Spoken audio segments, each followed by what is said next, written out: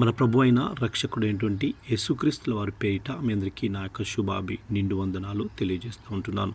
ఈరోజు దేవుని యొక్క వాగ్దానము లూకాసు వార్త 19వ అధ్యాయము 5వ వచనము. నేడు నేను నీ ఇంట ఉండవలసి ఉన్నది. దేవునికి స్తోత్రం.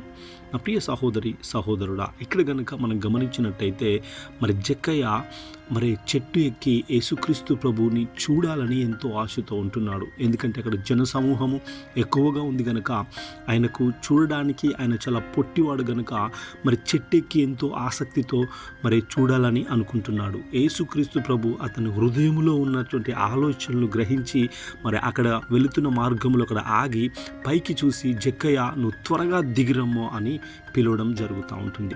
వెంటనే ఆయన తొందరగా దిగి వచ్చి యేసయ్యని పట్టుకున్నాడు.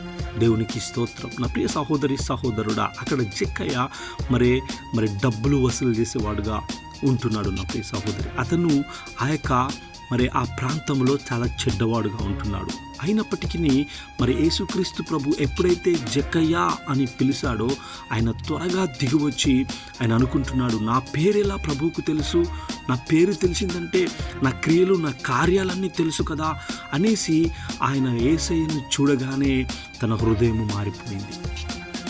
నువ్వు కూడా అబ్రహాము కుమారుడివే, నేడు నీకు రక్షణ వచ్చి ఉన్నది అని ప్రభు చెప్తా ఉంటున్నాడు. తనలో మార్పు వచ్చేసింది.